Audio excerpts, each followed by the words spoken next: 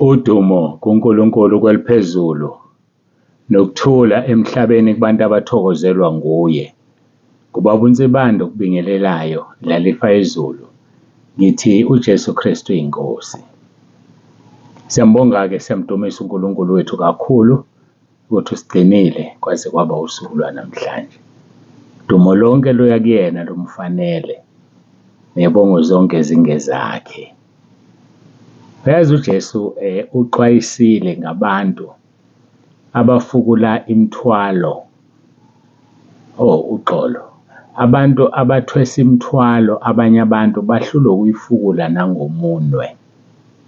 Uxwayisile uJesu kakhulu abefundisi labo abafaka abantu ezintweni bona bebe bengakwazi ukungena kuzo. Ngake ngaxoxa ngelinye ilanga ngathi kunomfundisi welinye ibandla, ngiyalazi naye ngiyamazi, ngixoxelwa-ke wayengixoxela ukuthi angifuni ukugcina igqamizo akade ngikhuluma ngobani. Ibandla lisemkhosini wokuqala konyaka, ngazi kwakuyinsuku engaki 7 or 14. Hhayi-ke umfundisi-ke kube nento ofanele ayoyenza edrobheni, athathe omunye umzalwane, insizwa nje bahambisane. Hawu, mase kusedrobheni athi umfundisi, hhayi asingene la e-restaurant sibondini esingayidla. Athi umfana insizwa, phela sithi abafana basesikhulile. Hawu baba, manje sisemkhosini kodwa bona basebenza igama lomkhosi. Kanti ibandla lokufasting sifastile. Hey, awuyeke wena leyo nto, ake sidle. Hawu, hey, awuyeke leyo nto. Uyabona ukuthi unjalo umfundisi uthwesa ibandla into angayenzi yena, uthi ibandla alikwenzi kodwa yena akakwenzi. Hhayi-ke sengizosho ukuthi ngikusholani lokho. Siyambonga uNkulunkulu wethu namhlanje osigcinile ekhaya kwaNsibande. Siqala namhlanje-ke thina ukudla lokusagcina ngonyaka odlule mhla ka-31. Siqale namhlanje mhla ka-10. Uma ubala uzothola ukuthi iy'nsuku eziwu-40 lezo. Besibambe u-40. Nithe niphuma-ke nina ngo-21 nidla mhla ka-22. Hhayi besiyibambile. Phela ngithi akufanele nginitshele mina kufanele nginitshele njengomholi, kodwa wena kulona icala uma ungitshela, awuphumi uma utshela mina ngoba usuke ufuna ngikukhulekise noma ufuna isiyalo esithize noma yini. Njengomholi unelungelo lokungitshela uphinde utshele uNkulunkulu. Mina anginalo ilungelo lokutshela wena ngoba uma ungitshela wena kuyo sengiphumile emkhosini. So-ke hhayi besibambe-ke u-40, nomama naye ubebamba u-40, noSwane Ngomezulu usikhwama webandla ubebamba u-40. Phela sinitshela uma sesidlulile. Ngamanye amagama ngizama ukuchaza lento. Uma ngithi mzalwane wami ngena ku-21 days, uma ukuhlula thatha u-40. Hhayi ngoba mina ngingawenzi u-40, angikutsheli into engingayenzi. Bayazi-ke abaningi ngiqala ukushumayela ngonyaka ka-2011. So-ke u-2024 unyaka ka-14 ngishumayela. Ngiyambonga uNkulunkulu ukuthi kulo nyaka ka-14 ngenze u-40 days ka-4. U-40 days ka-4 lo esengiwenzile. Ngokuvuma kwenkosi kuzodlula iminyakanyana ethize nozwa senginitshela uma uJesu engakasilandi ukuthi sengenze u-40 owumusa kaNkulunkulu, 40:05. Ngiyafisa ukufika ku-40:05. Lo 40 engoqeda namhlanje u-40 ka-4. Ubuye nginitshele-ke ukuthi u-4 usho ukuthini ezwini lenkosi. Kodwa manje ngilokho nje ngijabule, sijabule ekhaya kwaNsibande. Siqala namhlanje ukudla kanti kade siyoklina enkonzweni, bebehambile-ke mina ngithe nje ngabuya ngoba nginomsebenzi omningi la wenu ka-WhatsApp ekhaya lezwi. Kodwa-ke hhayi bengikutshela nje ukuthi uma ngabe ngithi mina kuwe thatha u-21 noma u-40 angikutsheli into engingayenzi. Ilokho nje kakhulu ekade ngikusho. Hhayi ngenza into engiyenzayo. Sebe-4 u-40 days bomkhosi ngibathatha. Uma evuma uNkulunkulu esangibekile ngiyafisa ukufika kwaba u7 usho ukuphelela aba u7. So njengamanje kusele owodwa ngithi umusa kaNkulunkulu. Angazi kuzoba nini, angazi, kodwa ngixoxa noNkulunkulu ebese ngivumela athi kulungile uthathe manje ufuthi mntanami. Ngiyabonga kakhulu imikhuleko yenu ebenisikhulekela yona ningazi, naqhubeka nakhuleka, qhubekani nikhuleke ngoba nathi siyanikhulekela. Lokho nje bengifuna ukudlula kukho ukuthi-ke siqede u40 days, siqala namhlanje ukudla lokhu sakugcina ngonyaka odlule 2023.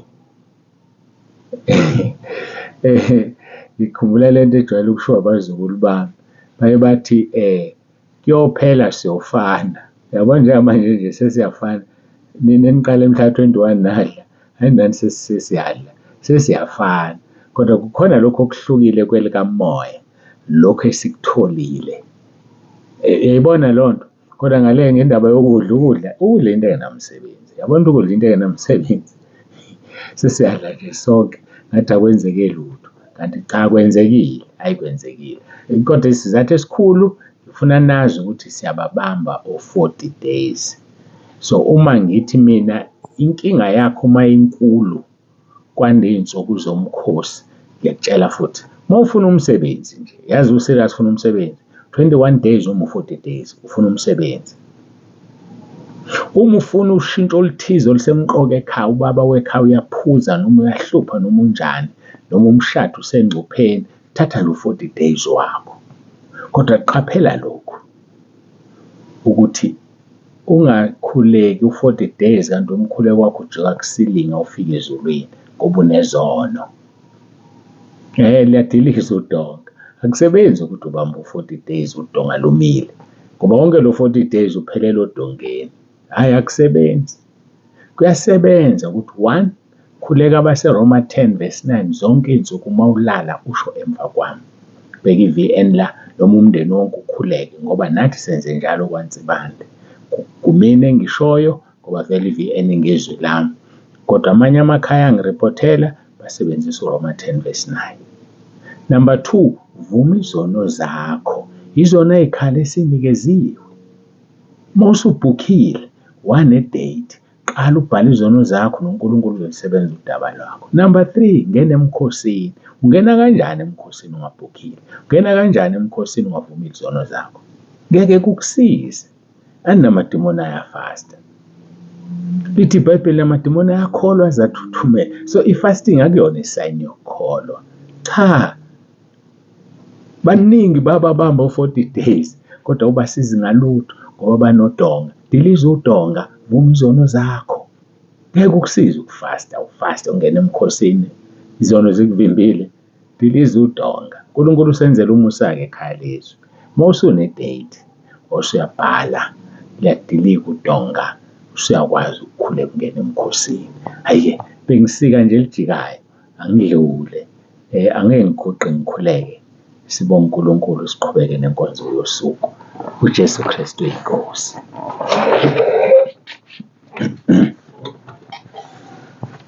Baba, egameni likaJesu ophilayo, uNkulunkulu wethu onomusa, sisondela kuwena ngalesi sikhathi sibonga ukulondwa nokugcinwa ngesakhe isandla. Udumo lonke lungolwakho lukufanele uJesu KRISTU UYINKOSI. uNkulunkulu onomusa iba nathi kule nkonzo. Sibonga Nkosi, uqeda izinsuku ezingama40 sihlezi nawe. Siyabonga Nkosi, noma umuntu exakekile esebenza silungiselela iphasika, kodwa lelo thuba lokuba nawe silitholile. Siyabonga ngoba nalo msebenzi wephasika ungowakho. Qhubeka-ke Nkosi ukhuluma uzambule ngezwi lakho namanje uJesu KRISTU ophilayo uyinkosi. Amen.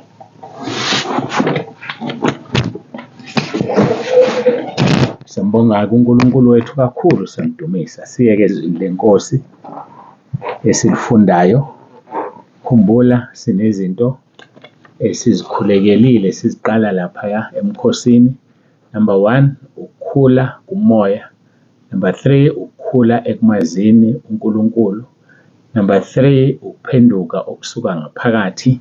Number 4, ukungcweliswa ngeQiniso.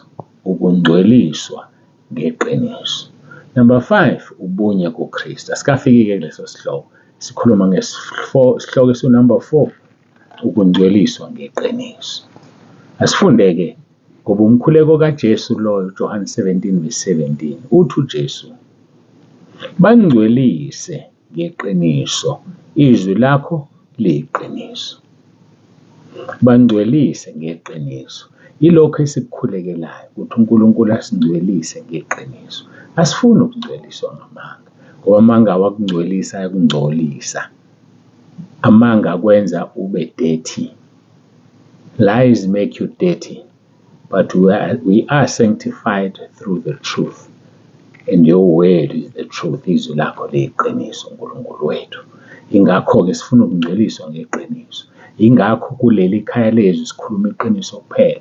Ingakho abaphumayo kuleli khaya lezwi ngoba iqiniso abalifuni. Abalifuni. Hayi, abalifuni. Anginalo elinye igama elihle lingakubeka kucaca. Abalifuni iqiniso. Mhlawumbe nawe nje usasekazi ukuphuma, ingoba uyasha, kuyashisa. Hayi, iqiniso siyalibeka nje. Uma ungakasibi serious ngokukholwa uzophuma. Uma ungakazi ukuthi wena uyadlula kulo mhlaba nekhaya ezulwini uzophuma, ngoba sihamba ngezwi, sihamba ngokukholwa, asihambi ngokubona. Hayi no, asihambi ngokubona. Sihamba ngezwi, sihamba ngokukholwa, ngoba ukukholwa kuvela ngokuzwa izwi likaKristu. BaseRoma 10:17, ukukholwa kuvela ngokuzwa izwi likaKristu. So sihamba-ke ngezwi, sihamba ngokukholwa. Uthi kuJesu mayikhuleka, bangcwelise ngeqiniso, izwi lakho liyiqiniso. Baba, ngaphandle kokungcweliswa ngeqiniso ngeke ulibone izulu. Uma ubalekela iqiniso elisekhaya lezwi ngeke ulibone izulu, ngeke ngikukhohlise. Angisho ukuthi ikhaya abasekhaya lezwi bayizulwini. No. Kuzongena abangcweliswe ngezwi ezulwini. Kuzongena abavuma izono zabo ezulwini. Kuzongena abantu abalenzayo izwi ezulwini. Ungaba sekhaya lezwi ungalenzi. Ungaba sekhaya lezwi kanti uyivalile igroup noma inkonzo awuzibona, usaba lo muntu wakufakayo, inelingeno uyidelete. Abanye baze bafake lento yokuthi after 24 hours message engene liyacisha. So uyayibuka nje inkonzo ayithulele, ngakusasa inkonzo ayisekho. Ayibuke nje azithule, ngakusasa inkonzo. So ayigcwala ifoni yakhe, hayi akahlupheki. Kodwa ngitshela uzosikhumbula lesi sikhathi ususha esihogweni malangabini, ufisa ukuphindela emhlabeni mntakababa. It will be too late. Hayi, it will be too late. Ngiyakutshela nje futhi angingabazi ngalokho. Hayi, angingabazi lokho. So-ke lalela inkonzo, ulenze izwi, ulungise ingunaphakade. Ungcweliswe ngeqiniso, ngoba iqiniso esilikhuluma la. Hayi, amanga siwakhuluma, inganekwana siyikhuluma. And ngiyaliphila izwi. Angikwazi ukulishumayela ngaliphile. Ngifuna nawe uliphile izwi. Ngakho kudinga ukungcweliswa ngeqiniso. Sikhulume kakhulu-ke izolo, sichaza ukungcweliswa, ukuzahlukanisela uNkulunkulu. Uthi ukhona emhlabeni ubuhlukanisiwe ufana ney'nkanyiso ezikhona ezweni. Uthi uJesu nokukhanya kwezwe. Umuntu akasokheli isibane sibe phansi kwetafula. So uma ehlezi esezulwini ebuka umhlaba, ubuka lawo ma-lights, lezi zinkanyiso ezikhona ezweni, athi namba bami. Uma ungasamkhonza uNkulunkulu ngeqiniso, ungasangcwelisiwe, siyacisha isibani sakho. Uba sebumnyameni njengalabo abavele bengakholwa besebumnyameni. So izinto zikaNkulunkulu ziyangcweliswa. Abantu bakaNkulunkulu bayangcweliswa. Akasiqale ngosuku. uNkulunkulu walingcwelisa usuku. Yazi usuku, a day. He sanctified a certain day. Ngifuna ukukhuluma ngezinto eziphathekayo manje ezingcweliswa uNkulunkulu. Umoya uya laphaya kuGenesis chapter 2:3 lithi izwi leNkosi. uNkulunkulu wabusisa usuku lwesikhombisa walungcwelisa ngokuba ngalolo suku waphumula emsebenzini yonke abeyidalile uNkulunkulu wayenza. uNkulunkulu walungcwelisa usuku lwesikhombisa. Ngikhuluma ngezinto ezingcweliswa uNkulunkulu. Walungcwelisa. Manje-ke ngokufika kukaJesu, ngoba bekuwumthetho loyo weSabatha, uJesu uthi uyinkosi yeSabatha.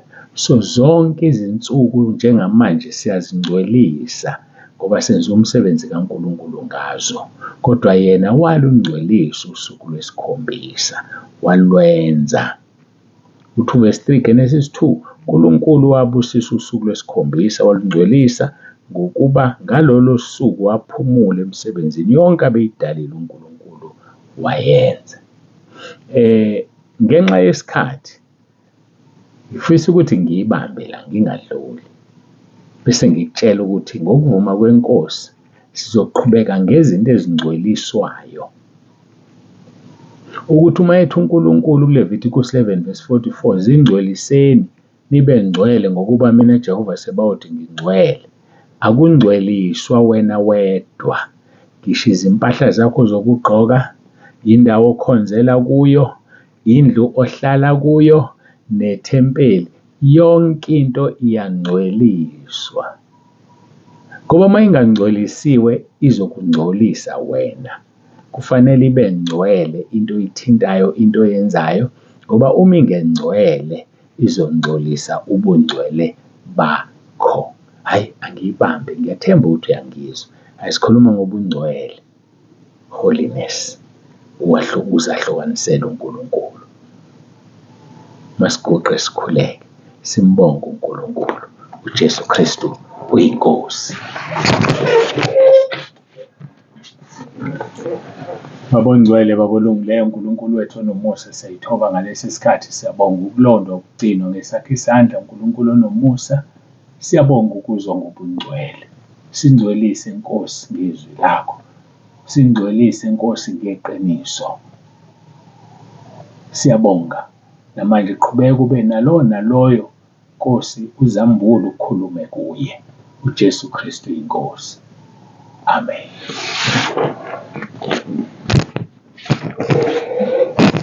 Siyambonga kakhulu kuNkulunkulu, ubaba uNzebande, uyavalelisa. Uthi bangcwele ngoba uNkulunkulu wethu ungcwele. Ibangcwele ngoba uJesu Kristu inkosi ungcwele. Ibangcwele ngoba umoya ongcwele ungcwele.